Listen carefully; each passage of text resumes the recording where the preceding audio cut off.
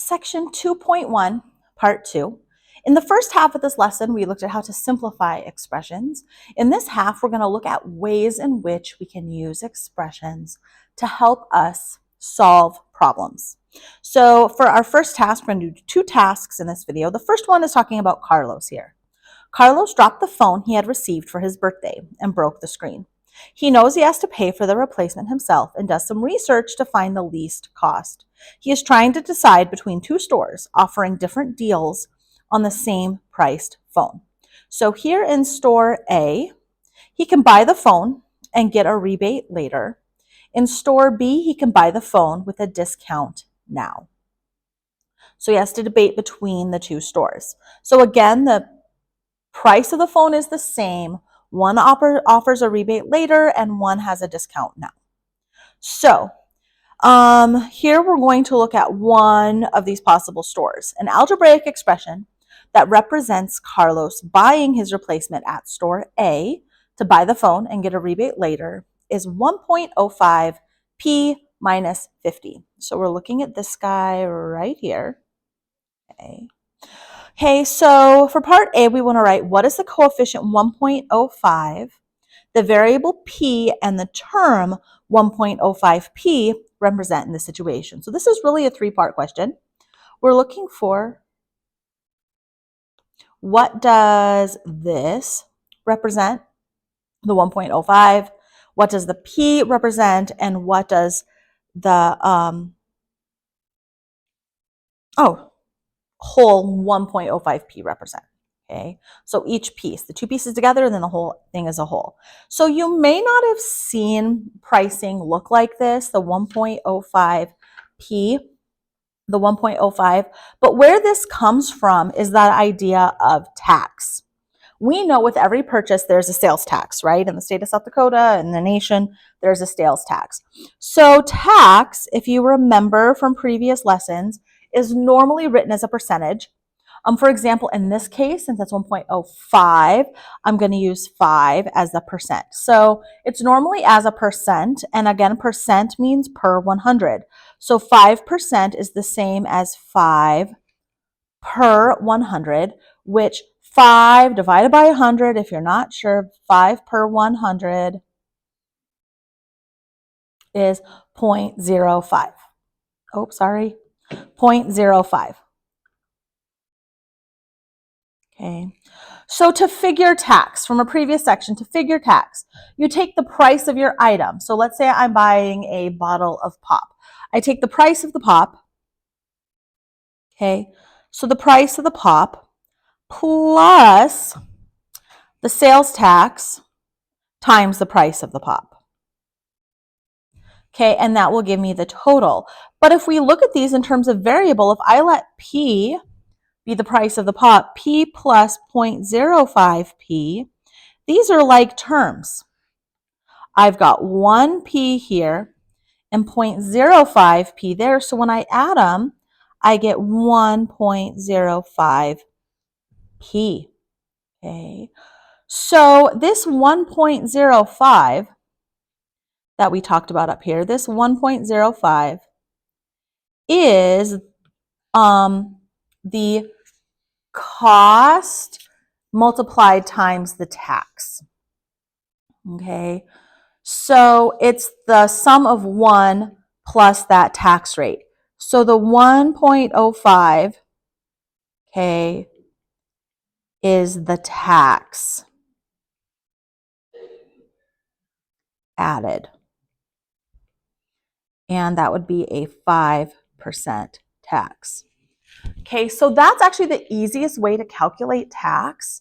Instead of taking, let's say I want to buy something that's $50. I could take 0.05, let's say it was 5%, times the $50 and get 2.5, so $2.50, and then add that to the $50, so I pay $52.50.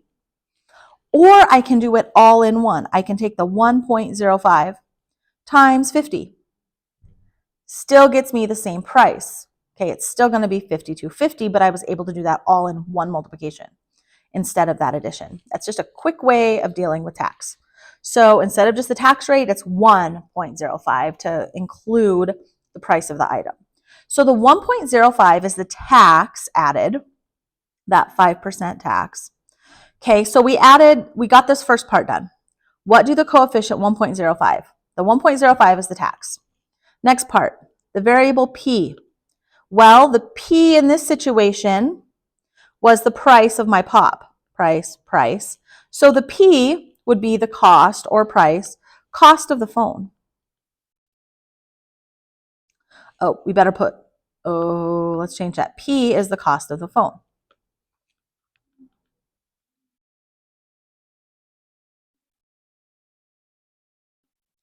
P is the cost of the phone. So whether my phone is $95 or $350, or P is the cost of the phone. And now we have that very last bit. What does the term 1.05 represent? Sorry, the 1.05P. The 1.05P is cost of phone plus tax. Okay, so the 1.05P is the cost of phone plus tax. Let's say the phone was $500. 1.05 times the cost of the phone times the P, it would be $525 with tax. Okay, all right. So next question, part B. What does the term negative 50 represent in this situation? So now we're looking at the subtract 50 part. Okay, so 1.05P is the cost of the phone plus tax. Minus 50 is the money I'm saving. And again, this is store A. So it's the money I'm saving on that rebate. The negative 50 represents, the negative 50 is the rebate on the phone. Okay. We don't know how rebates work. It's normally you pay for whatever item and then later on they give you that money back. So here you'd have to pay for the full 1.05P. You'd have to pay for that up front. And then a week or two or whatever down the road, they'll give you that $50 back. So they'll send you back that $50. Okay, so we get that negative 50 is the rebate on the phone. Okay, sometimes you get the rebate right then, but you are paying tax on the full amount. You don't, normally if you get a discount, oops, sorry, that flipped to the next page. For the buy the phone with a discount now, is they take the discount off first before you pay tax. That's not that way with a rebate. You pay the tax on the full amount and then you get the rebate back. Okay, so what does the whole expression represent in this situation? So what does the whole 1.05P minus 50 represent? It's the total cost of the phone.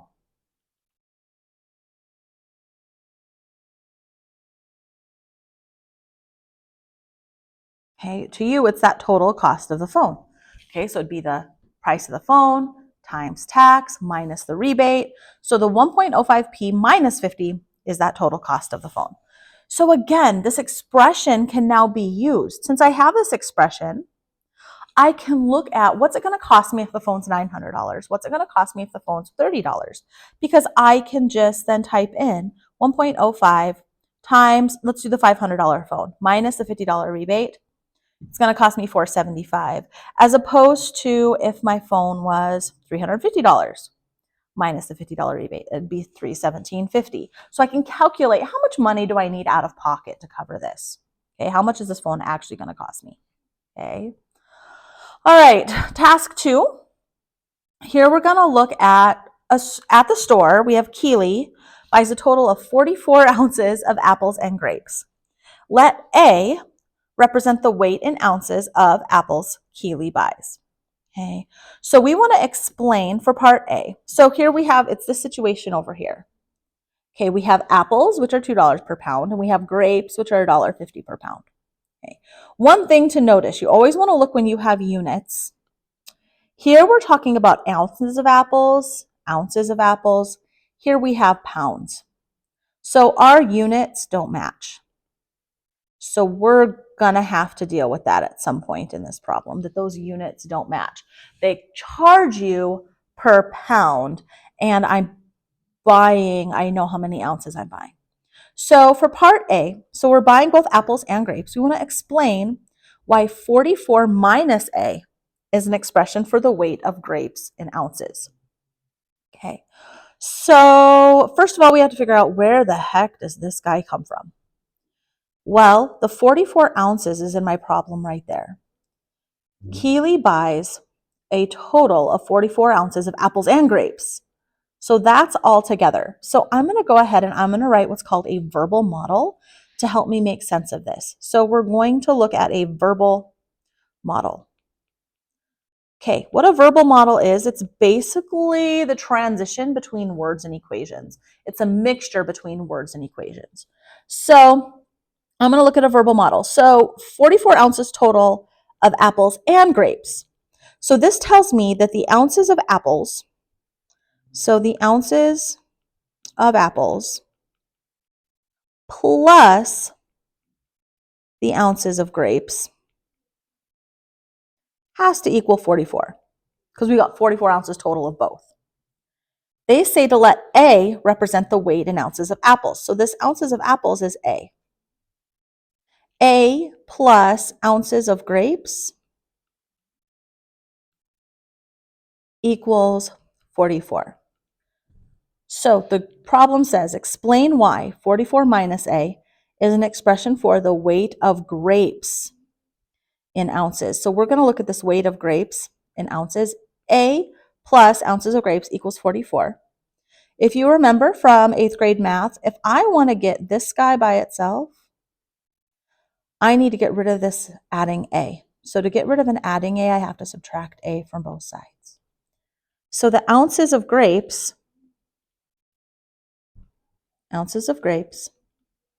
is going to equal 44 minus A. There, we have that 44 minus A, and we were able to really explain it here. If the total ounces has to be 44 and she has A ounces of apples, which makes sense if we think about it. It's always good to come in and just plug some random numbers. I'm just making up numbers for this part, guys, just to make sure this makes sense in my head. If I'm buying 20 ounces of apples, how many ounces of grapes am I buying? Again, it has to equal 44. I'd be buying 24. Where did this 24 come from? I took the 44, subtracted the 20. Hence, I took the 44 and subtracted the 20. 44 minus A. So it does make sense in terms of this problem. Again, I just made up those numbers just to make sure this made sense in my head. So if the ounces of apples plus ounces of grapes has to be 44, then 44 minus A has to be the ounces of grapes. Okay, so we have that. All right, so now we're going to deal with this units don't match situation. Our units don't match. Here we're charged per pound, and we have our units here in ounces. So we're going to use the conversion factor. 1 pound is equal to 16 ounces. Okay, in weight, US weight, we use 1 pound to 16 ounces to write an expression for the weights of the fruits so that the units are compatible with the cost. Okay, so we're going to do kind of it's called the factor label method. It's used for converting. I believe you guys have done this in science, but we're going to review it. If I have A ounces of apples, okay, if I have A ounces, what I need to do is I need to multiply that by a conversion factor. We know 1 pound is equal to 16 ounces. I'm going to write this over 1. But anything can be written over 1. Since my ounces are on top, I need ounces in the bottom. Okay, and I know that 16 ounces is equal to 1 pound. So here's my conversion factor right there in the middle. Okay, and I want that to equal pounds. Now, if you notice, my ounces on the top is going to divide with my ounces because ounces over ounces is 1. Again, if I divide something by itself, it's 1. So now it's a multiply. I want to take A times 1, which is going to give me 1A, and divide it by, again, because this is in my denominator, divided by 16. So A over 16 is my pounds. I'm going to go ahead and get that. I think that's a fairly decent decimal. So that would be 1 divided by 16 is 0.0625. Let's go ahead and use that one. So this would be 0.0625 A pounds. Okay. So this is what we're using to represent the weight of apples. Let's go ahead and do this same scenario for now my grapes. My weight of grapes we decided was 44 minus A. So 44 minus A, again, that's in ounces. Ounces abbreviated as OZ. Again, times 1 over 16. This is ounces, this is pounds. So now my ounces cancel. So I need to now take 44 minus A times 1. I'm sorry, guys, I'm out of room over here. So I have to put down here 44 minus A times 1, which is just 44 minus A, divided by 16. So this again is my pounds. Okay, this divided by 16 here applies to both of these. So I have 44 divided by 16. So that's 44 divided by 16, which is 2.75. So we're going to have 2.75. Actually, let's go ahead and let's just leave that as, we know 1 divided by 16 is 0.0625 times 44 minus A. Okay, and this is in pounds. And this is the weight of the grapes. Okay, so all I did here, guys, is I just did the 1 over the 16 to get this. Okay, we'll deal with the distributing in later. Okay, so again, this right here is my weight of grapes. Okay, so there's my weight of grapes. So we have the weight of apples is this expression right here, 0.0625A, basically that guy right there. And then my weight of grapes is this expression right here, which of course is going to use the distributive property. Okay, so task 3, we want to write and simplify an expression to represent the amount Keely spent on fruit at the store. So we want a nice representation. So I know if she bought 8 ounces of apples, how many would it be grapes and what would her total cost be? So we want one nice expression that represents all of it. Okay, so first we need to know how cost works. They charge $2 per pound. So for every pound she buys, it's $2. So if she bought 1 pound, it would be 2 times 1 pound. If she bought 5 pounds, it would be 2 times 5 pounds. Okay, if she bought 12 pounds, it would be 2 times the 12 pounds. So I take 2, which is that cost, $2, times the number of pounds she's buying. This would just be for apples. And then I would have to add on to that the cost of grapes. So grapes, if she bought 1 pound of grapes, it would be, they're charging $1.50, so it would be $1.50, 1.5 times 1 pound. If she bought 5 pounds of grapes, again, it would be $1.50 times 5 pounds. Okay, so here for grapes, we take the cost. So I'm going to again write a verbal model. We take the cost per pound or per unit times the number of pounds. And this is going to give me the cost of apples. Again, I'm writing a verbal model. So the cost of apples plus the cost of grapes. Again, for the cost of grapes, the cost per pound of grapes times the number of pounds of grapes is going to equal my cost for grapes. I add these, and that's going to give me my total cost. I expect verbal models for the problems that you do on your practice. It goes without saying. If I work a problem using all of these methods, I expect you to use all these methods as well. Okay, so verbal models are super helpful. So now we just have to look at our problem and plug stuff in. What is my cost per pound? So we're going to start with this first bit. Because basically I have my equation right here. I just need to plug the numbers in. What is the cost per pound for apples? Well, apples is $2 per pound. So the cost per pound for apples is 2. Times the number of pounds. What's my number of pound of apples? We have this from a previous problem. My weight of apples is 0.0625A. Okay, so 0.0625 times A. So again, this is my cost per pound. This is my number of pounds of apples. Plus, from this guy, plus, because cost of apples, plus cost of grapes equals total cost. So now what's my cost per pound for grapes? $1.50. So we're going to write that as 1.5 times my number of pounds of grapes, which my number of pound of grapes we have from up here, weight of grapes, 0.0625 times 44 minus A. Okay, 0.0625 times 44 minus A is my cost of grapes. Now let's do some simplifying here. So I can multiply. Now for this guy, I've got, again, this is a multiply.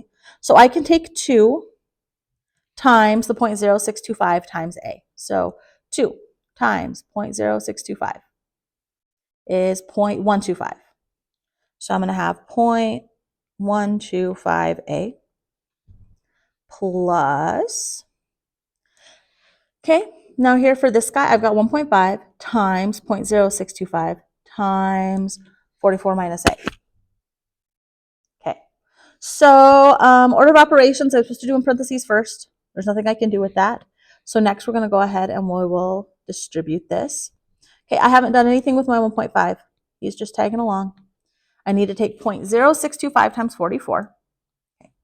Oh, sorry, 0.0625 times 44 equals 2.75. So we're going to have times 2.75. And then, oh, be careful, there's a negative. So subtract. I'm going to keep this guy in parentheses because I have to be careful because this 1.5 is multiplied by this whole thing. And then when I distribute that, I'm going to have minus 0.0625. Oh, I forgot the 2 in that. That's 625. Yep, missed the 2. Did I do that right on my calculator? Oh, yeah. I did it right on my calculator. I just didn't do it right on my paper. A. Oop, sorry, switch colors on you. Okay, because this 1.5 is times this whole bit. Okay, so I'll need to put parentheses there. So now we need to multiply the 1.5 in. Okay, so now I have to distribute this 1.5 into here because it's 1.5 times. Okay, so again, my 0.125A is just coming along for the ride, plus 1.5 times 2.75, 1.5 times 2.75, 4.125. Minus, because there's a there's a minus right there. It looked like an equals. 1.5 times 1.5, times 0.0625, 0.09375. And that's got my A on it. Okay, so now I can put together like terms. Both of these have A. But be careful, this one's A negative. So I'm going to start out by rewriting that. 4.125 plus a negative 0.09375. I think I missed a 5. 5A. 0.09375. Let's go double check. 0, yeah, I missed the 5. Okay. Now, like terms, I can put these two guys together. So take my 1.25 and add my negative 0.75.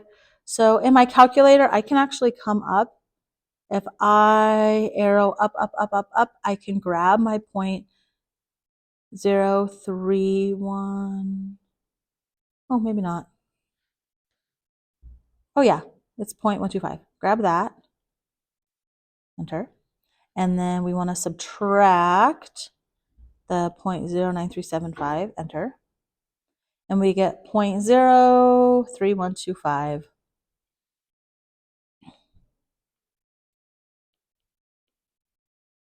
Plus 4.125. So here is my final expression if given A in ounces.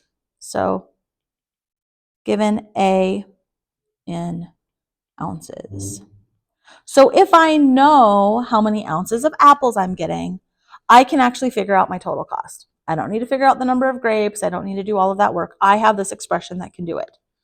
Okay, so if I know I'm buying For example, I know that I went and bought a 12-ounce bag of apples. I'm buying 12 ounces of apples. If I know I'm buying 12 ounces of apples, I can figure out my total cost.